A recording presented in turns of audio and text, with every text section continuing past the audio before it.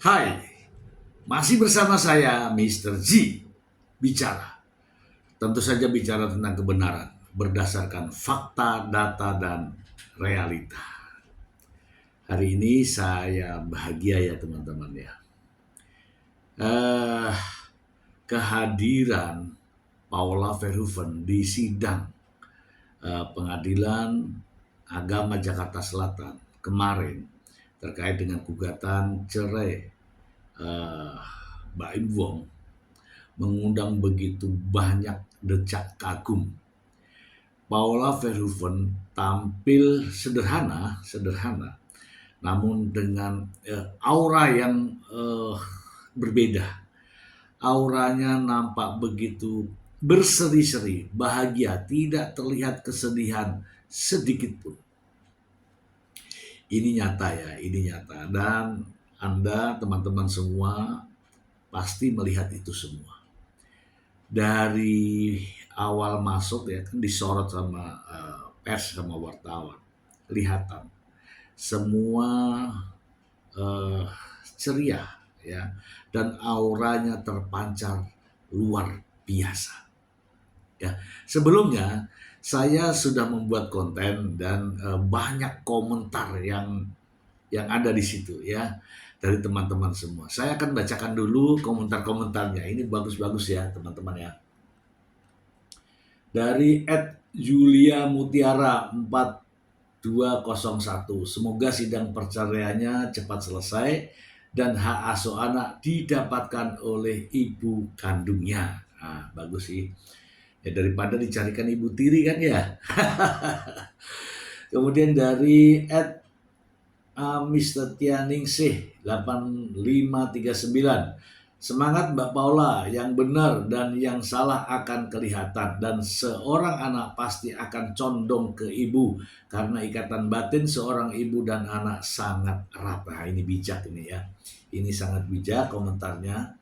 Kemudian ada Veronica Sugianti JB7LK. Semangat nak Paula, berjuang tuh kedua buah hatimu. Ikhlas sabar, Tuhan akan membukakan pintu rezeki bagi orang-orang yang sabar dan mengalah. Ini bijak juga ya, sangat bijak. Mengalah bukan berarti kalah loh ya, tetap konsisten untuk memperjuangkan ya. Ada dari Taiwan 1237, insya Allah hakim akan adil dalam perkara ini. Oh pasti kan maha adil ya, Tuhan maha adil. Kemudian ada Maryati Dimuhumone. Tetap semangat ya Paula and take care. Oke. Kemudian ada Maut Surentu. Saya juga mendukung Paula. Banyak pendukungnya Paula ya. Ada Suwartini 344. Semoga Paula menang. Kan anak-anak yang ya jatuh sama Paula karena Paula sangat cinta sama anak-anaknya. Oke. Ada Surati Juhair. Semoga Mama Pau sehat walafiat, sabar, tegar dan tawakal. Keadilan akan berpihak ke yang benar. Allahumma barik. Dari As XN 1ZZ. Sehat-sehat Kak Paula, semangat terus, semoga dapat hak asuh anak. Amin. Itu juga kita doakan semua ya teman-teman ya.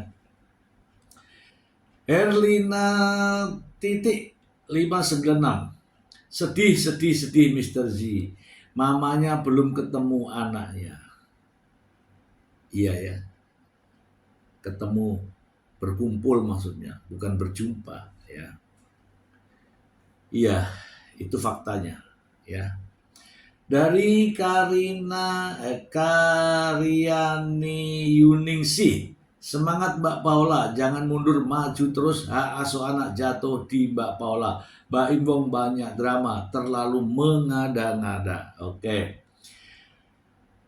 Ya ini cerita fakta nih. Kemudian dari Sri Surati 1355. Semoga cepat selesai, tetap sabar dan tetap istiqomah Mbak Paula. Oke, ini memberikan support semua ya. Dari Iren Indri Tirimarbo Barto 1900, hari ini mana PTN Baim hadir akan dipermudahkan oleh bantahan pihak Paula. Oke. Dari Susiwati 9.000, saya selalu berdoa semoga hak asuh anak sama Mama Paula ya. Kemudian ini nggak tahu bahasanya ini ya, dari tulisan Cina, mungkin dari teman-teman di luar negeri ya.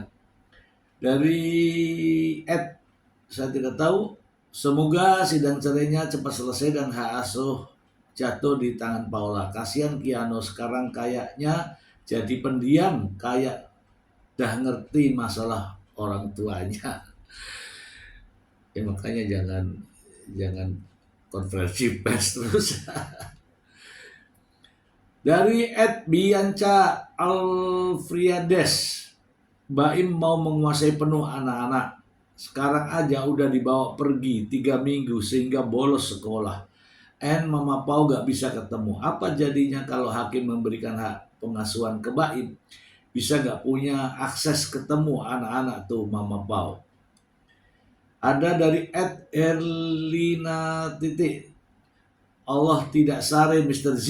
Lihat aja, kalau seorang istri sampai menangis, Allah akan murka.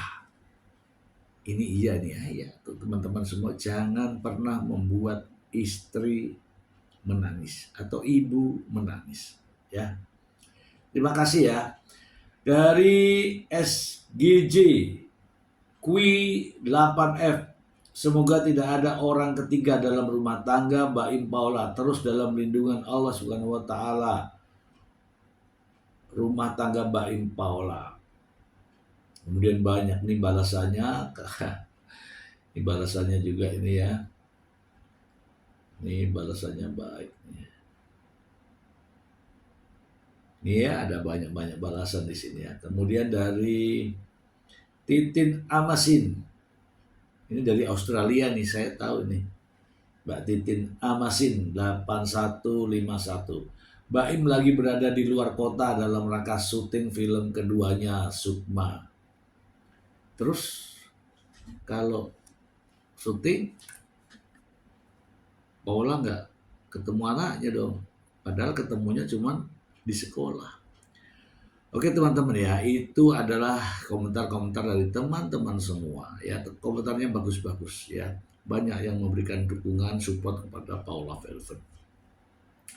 Saya ada beberapa berita ya, saya bacakan saja untuk Anda langsung dari sumbernya. Ini dari Kompas.com teman-teman ya. Kompas.com ini ada kekecewaan dari Paula Verhoeven terkait dengan sidang cerai lanjutan dari Pengadilan Agama Jakarta Selatan yang diajukan oleh Baim Wong. Apa itu? Kita langsung saja bacakan ya. Kompas.com, kekecewaan Paula Verhoeven dalam sidang cerai lanjutan dengan Baim Wong. Kompas.com Jakarta, sidang cerai Paula Verhoeven dan Baim Wong kembali digelar di Pengadilan Agama Jakarta Selatan Rabu 19 Februari 2025. Sidang kali ini beragendakan kesaksian dari pihak tergugat atau Paula Verhoeven.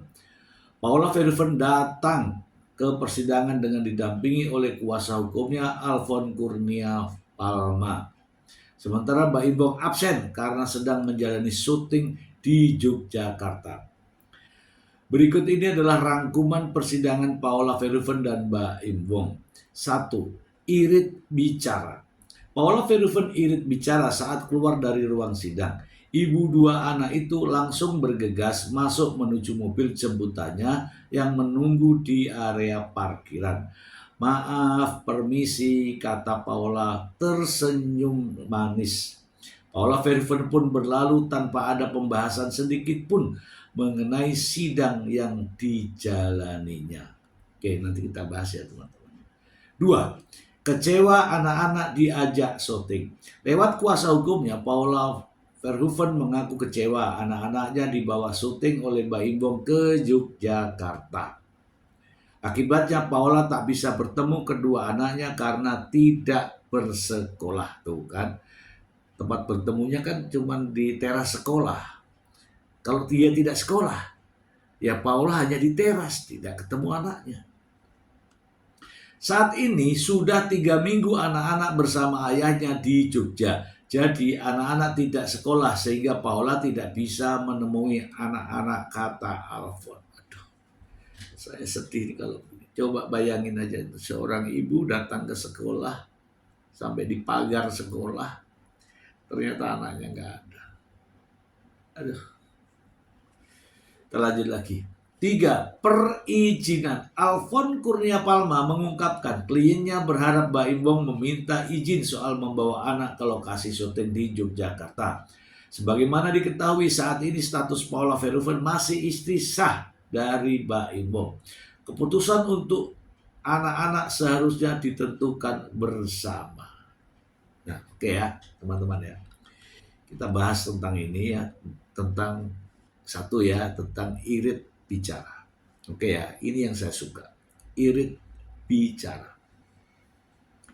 Diam itu emas, teman-teman ya. Diam itu emas. Kalau seseorang, suami istri, membicarakan pasangannya, jelas itu dosa. Sedari awal, Paula Verhoeven tidak pernah membicarakan terkait dengan rumah tangganya. Tidak pernah menjelek-jelekan suaminya, walaupun dia tahu persis bahwa Imbong ya terkadang oke ya, teman-teman sudah paham ya, bersama siapa, cipika-cipiki dengan siapa, dan seperti apa udah tahu. Namun sebagai istri, Paula Verhoeven tidak pernah mencari kejelekan suaminya. Oke ya, oke. Dan ya, sampai saat ini Paula Verhoeven masih menghargai, masih menghormati Mbak Imbong, baik sebagai suami maupun sebagai ayah dari kedua putranya. Makanya di sini irit bicara. Irit bicara artinya adalah diam adalah emas. Diam itu lebih baik daripada berbicara ngalor ngidul. Tahu ya ngalor ngidul ya, kayak setrika itu. Ya, gitu ya. Ya kayak si itu tuh. 2. Kecewa anak-anak diajak syuting. Oke. Ya jelas kecewa ya. Coba bayangin. Paula Verhoeven selama ini hanya bisa bertemu dengan anak-anaknya di teras sekolah. Ya maksudnya di lingkungan sekolah. Dari situ dah dia menyapa, "Hai Kiano, hai Kenzo." Anak-anaknya juga, "Mama." Ya kan? Coba bayangin. Ya, seperti yang saya sudah utarakan di depan. Kira-kira bagaimana perasaan Anda, perasaan ibu-ibu, emak-emak, ketika datang ke sekolah, niat hati menunggu anaknya, sudah membayangkan tuh dalam perjalanan, nanti saya mau dada-dada dengan anak gitu ya. Tiba-tiba ternyata anak-anak ternyata tidak sekolah dan emaknya tidak tahu. Artinya apa? Emaknya tidak kasih tahu, tidak diminta izin. Ya mbok ya, jangan monopoli lah ya.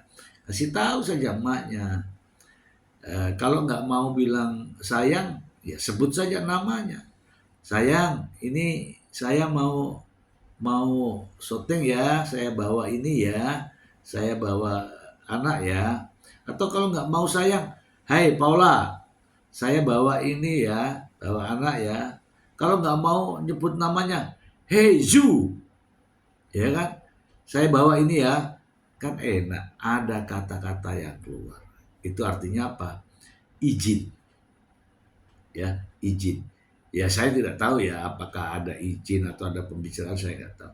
Tetapi lebih lucu lagi, kira-kira ya, lebih lucu lagi. Sudah sampai di lokasi, baru video call. Hei, aku di sini. Coba, bagaimana perasaan Anda ketika itu? Tidak izin, tahu-tahu sampai di lokasi memberi kabar. Oke ya, itu terkait dengan kecewa anak-anak diajak syuting. Perizinan ya, perizinan ya. Ini sama ya, sama ya. Sebaiknya namanya juga anak. Anak itu kan tidak bisa milik pribadi. Anak itu milik berdua lah, ya nggak? Milik bapaknya, milik ibunya. Kalau ibunya pergi, ya izin sama anak-anak, izin sama bapaknya. Kalau anak-anak pergi, izin sama bapaknya, izin juga sama ibunya. Demikian juga sebaliknya, supaya nampak harmonis walaupun ada konflik. Kenapa? Anak-anak ini masih kecil, ya, tidak sepantasnya diajari, ya kan, untuk ya curi-curi ya bahasanya ini. Ya bahasanya apa ya? Eh, Tidak diberitahu sehingga kecewa kan. Coba seandainya nih anak Anda, ya taunya itu anak itu sekolah, tapi hari itu tidak sekolah. Kemudian ibunya tiba-tiba nyamperin ke sekolah, di teras pagarnya itu tonga, pengen ketemu anaknya, ternyata anaknya nggak ada. Bayangin itu. Kalau kita malah laki-laki ya, kita laki-laki, saya maksud saya laki-laki nggak ada ya, saya ini. Tapi kalau ibu tuh nggak ada, itu bagaimana rasanya? Bagaimana? Ya, itulah eh, keadaannya, sehingga kemarin disampaikan oleh Alfon Kurnia Palma, dan itu atas permintaan Paula Verhoeven. Jadi apa-apa yang diucapkan oleh pengacara Alfon Kurnia Palma, itulah yang disampaikan oleh Paula. Karena ingat ya, ketika Alfon konferensi pers, dia selalu membuka HP. Tunggu dulu ya, saya baca dulu maunya, dan itu begitulah ya, begitulah. Tidak seperti yang di sebelah ya, begitu tiba akal langsung bicara gitu ya. Oke, saya ini baru satu berita ya dari Kompas ya. Saya masih ada satu lagi sama terkait dengan hal ini ya. Tapi supaya tidak menjadi fitnah, saya bacakan untuk teman-teman semua. Ajak anak syuting ke Jogja, Baim Wong disebut tak izin ke Paula Verhoeven. Nah ini dari Detik Pop ya. Saya bacakan saja. Baim Wong saat ini sedang berada di Yogyakarta untuk keperluan syuting salah satu film produksinya. Kedua anak Baim Wong turut serta dalam syuting tersebut. Menurut pengacara Paula Verhoeven, Alfon Kurnia Palma, Baim Wong tidak bicara ke Paula soal mengajak kedua anaknya syuting. Seharusnya menurut Alfon, Baim Wong izin kepada Paula Verhoeven sebagai sama-sama orang tua. Yaitu mestinya izin karena mereka kan belum berpisah. Jadi seharusnya ada izin dari kedua orang tuanya. Nah itu bukan hanya izin dari Baim, tapi juga harus ada izin dari Paula juga, ungkap Alfon Kurnia Palma, pengacara Paula Verhoeven saat ditemui di Pengadilan Agama Jakarta Selatan. Alfon menjelaskan sampai saat ini Paula sudah 3 minggu tidak bertemu dengan kedua anaknya. Anak-anak bersama ayahnya di Jogja. Jadi anak-anak tidak sekolah dan Paula tidak bisa bertemu dengan anak-anak sampai saat ini, katanya. Mengenai postingan kebersamaan kliennya dengan Baim Wong, Alfon belum bisa menjelaskan lebih lanjut mengenai hal tersebut. Paula Verhoeven juga tidak mau bicara banyak mengenai hal itu. Ia hanya menjawab soal persiapan Ramadan dan berharap bisa menjalankan ibadah puasa dengan anak-anaknya. Nah ini kata kunci ya. Insya Allah, kata Paula Verhoeven. Sidang kemarin mengagendakan penyerahan bukti pendamping. Ia berharap bukti pendamping ini bisa menjadi pertimbangan untuk keputusan cerai.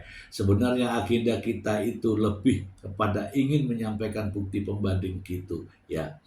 Ingin menyampaikan bukti pembanding yang diminta oleh hakim terkait dengan bukti-bukti elektronik yang kami sampaikan, kata Alfon Kurnia Palma. Bukti pendamping yang disampaikan pihak Paula kali ini berkaitan dengan anak. Pihak Baim juga sempat mendalilkan prasangka kepada Paula Verhoeven mengenai anak yang disebut tidak betah dengannya.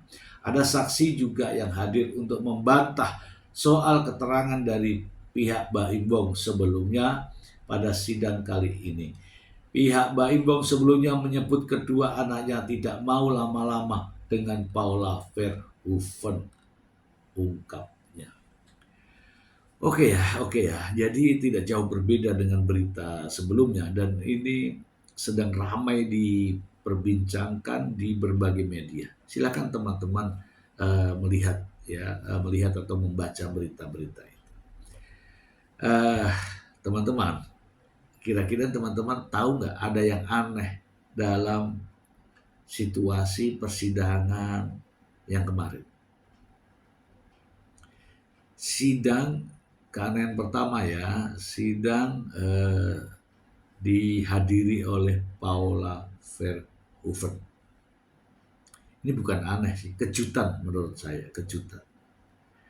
Jadi sidang dihadiri oleh Paula Verhoeven dan Paula Verhoeven hadir dengan aura yang berbeda. Yang teman-teman juga melihat ya, menurut saya memiliki aura yang berbeda ketika hadir kemarin. Senyum ya kan, kemudian wajahnya berbeda. Ya, kemudian kelihatan ya dari wajahnya, kemudian kita juga bisa menebak bagaimana hatinya. Ya. Dah semuanya auranya bagus ya. Kalau dalam bahasa apa itu ya, bahasa tubuh itu namanya inner beauty. Bagus semua kelihatan. Dan ada kecenderungan bahwa Paula telah memiliki firasat. Ya, firasat baik lah. Makanya dia mengatakan bahwa insya Allah kita akan puasa bersama-sama anaknya. Ini sebuah kalimat dan itu adalah firasat. Oke, itu satu. Yang kedua, saya sampai saat ini masih mencari konferensi pers dari sang pengacara Baim Bong, Fahmi Bahmid. Tidak seperti biasanya, Fahmi Bahmid begitu keluar sidang langsung membuat konferensi pers dengan berpanjang-panjang dan berulang-ulang. Tapi untuk sidang kali ini, saya belum menemukan konferensi pers yang dilakukan oleh pengacara Baim Bong. Saya tidak tahu kenapa, saya tidak tahu juga mengapa, ada apa dan sebagainya. Tetapi hal ini nampak tidak seperti biasanya. Ya, seperti biasa. Dari awal hingga minggu lalu, Fahmi Bahmid selalu hadir dalam proses sidang. Dan setelah itu, barulah dia konferensi pers yang begitu panjang, berliku-liku, berbelit-belit dengan mengeluarkan kalimat-kalimat baru. Sebut saja ya, yang pertama saya masih ingat semua. Yang pertama ada istilah pagar makan tanaman. Oke. Kemudian ada istilah bukan muhrim. Oke. Kemudian ada istilah seorang suami kalau sudah tersakiti. Wah, gitu ya. Kemudian ada istilah lagi saksi gembok, ya. Kemudian ada saksi kunci, kemudian ada perbuatan sesuatu ini di setiap konferensi pers. Kemudian ada sesuatu yang istimewa. Kemudian syariat Islam, berlaku hukum Islam terhadap Paula Verhoeven, tetapi tidak terhadap Baim Wong. Kemudian ada lagi kalimat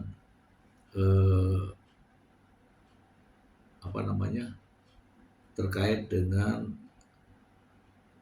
sesuatu yang istimewa.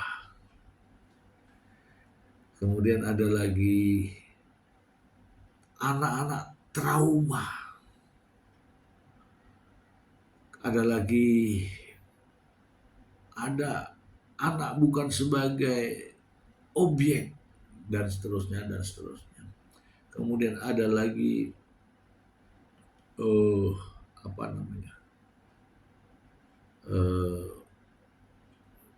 sesuatu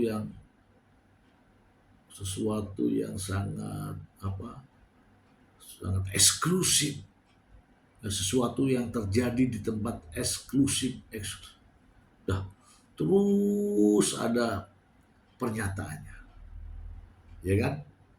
Namun ya teman-teman ya, sidang kemarin sampai saat ini saya tidak menemukan apa kira-kira pernyataan, apa kira-kira tanggapan, apa kira-kira jawabannya. Saya tidak menemukan. Apakah ini sesuatu pertanda? Apakah ada permintaan dari kliennya?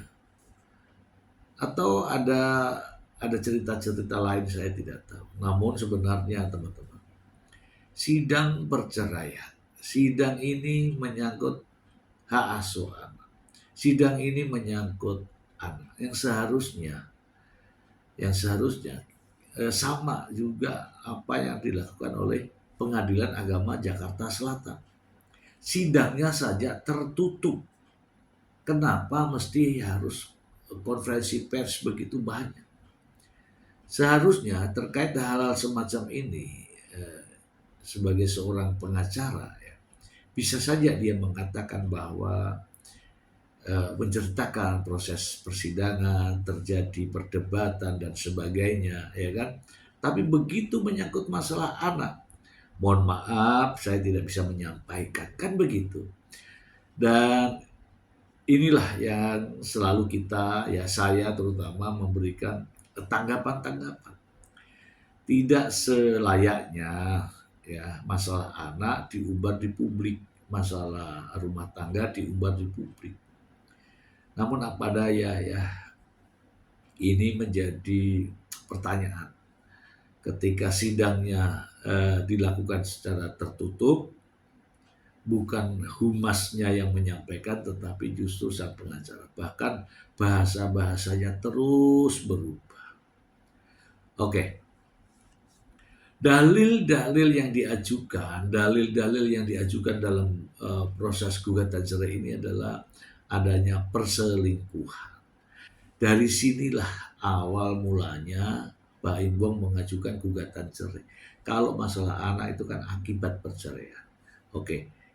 Masalah pokoknya adalah perselingkuhan. Pihak Baim Wong sudah menghadirkan sebanyak 73 ya kalau nggak salah, 73 bukti. Bukti yang dimaksud adalah yang relevan berkaitan dengan kasus, relevan berkaitan dengan pokok perkara. Apa pokok perkaranya? Pokok perkaranya adalah perselingkuhan. Perselingkuhan pokok perkaranya. Nah, namun bukti-buktinya tidak ada itu, saksi-saksinya tidak ada itu. Sehingga ya kemarin saya dapat informasi ya dari orang dalam, saya tidak bisa menyebutkan namanya. Anggaplah itu berita tapi angin segar ya. Bukti-buktinya nggak ada yang valid terkait dengan pokok perkara. Dalil perselingkuhannya itu tidak ada buktinya. Nah, Dari sinilah saya mengatakan bahwa kalau tidak ada buktinya, dalil-dalil itu pasti ditolak. Ya kan? Nah sekarang ini kesempatan diberikan kepada pihak Paula Verhoeven untuk menunjukkan apa benar yang disampaikan oleh pihak Baim Wong bahwa Paula Verhoeven selingkuh dengan bukti-bukti yang sudah di diajukan, yaitu sebanyak 73 bukti. Paula Verhoeven melalui pengacaranya Alfon Kurnia Palma menyampaikan bukti-bukti yang diajukan tidak ada relevansi terkait dengan perkara pokok. Yang ada justru berkaitan dengan persoalan anak, trauma anak lah, apa namanya itu, surat edaran Mahkamah Agung berkaitan dengan anak, berkaitan dengan anak, semua yang diajukan. Lalu bagaimana dengan tudingan, tuduhan terhadap perkara pokok perselingkuhan? Bisa nggak dibuktikan? Perselingkuhan itu terjadinya persetubuhan antara laki-laki dan perempuan yang bukan pasangan yang sah. Kalau itu terjadi, tunjukkan. Namun nyatanya sampai saat ini ya, kata teman saya itu nggak ada. Ya kebetulan memahami hal ini ya, tidak ada. Yang adanya banyak ya terkait dengan persoalan anak. Kemudian seperti yang disampaikan oleh Hotman Paris Hutapea ya, jangan pernah menuduh istri selingkuh kalau tidak menemukan secara langsung. Banyak tuh beredar di kamar, di hotel, di rumah, di kos apa semua. Kalau menemukan langsung begitu, itu baru bisa diproses. Tapi kalau asumsi atau perkiraan atau anggapan, nggak bisa diproses, ya. Dan kalau itu semua tidak bisa diproses, artinya adalah dalil ditolak. Kalau dalil ditolak, maka hakim akan berpedoman kepada kompilasi hukum Islam, yaitu terkait dengan hak asuh anak akibat perceraian. Anak yang masih di bawah umur akan diberikan kepada ibunya. Itu pasti. Kompilasi hukum Islam ini berlaku kepada pengadilan agama ya, pengadilan agama di seluruh Indonesia. Ya, bukan hanya berlaku di Jakarta Selatan saja, di seluruh Indonesia, bahwa anak yang masih di bawah umur, di bawah 12 tahun, itu hak asuhnya diberikan kepada ibunya. Gitu. Dan ayahnya berkewajiban untuk menanggung biaya-biaya kehidupan daripada anak-anaknya. Oke, kita kembali ke Baim Wong ya. Ia membawa anak itu hak. Tetapi untuk mengetahui keberadaan anak itu juga kewajiban dari seorang ibu. Coba Anda, yang mana yang didahulukan antara hak dan kewajiban? Seorang ibu memiliki kewajiban untuk mengetahui keberadaan, memastikan anak-anaknya. Suami juga mempunyai hak untuk membawa jalan-jalan anaknya atau membawa kemana saja anaknya. Kewajiban dan hak, kira-kira yang mana yang harus didahulukan? Silahkan Anda, teman-teman yang ingin berkomentar, silahkan komentar yang bagus-bagus. Saya akan bacakan juga komentar ini. Silakan. Jika Anda memahami ya, kondisi sebagai seorang ibu, sebagai seorang bapak, silakan tulis di dalam kolom komentar. Itu saja dari saya terkait dengan situasi sidang kemarin. Paula Verhoeven memiliki aura, ya. Kalau orang melihatnya, yang tahu ini ya, pasti ada aura yang bersinar di situ. Tapi yang melihatnya secara biasa saja, ya tetap bisa melihat, tetapi tidak begitu dalam.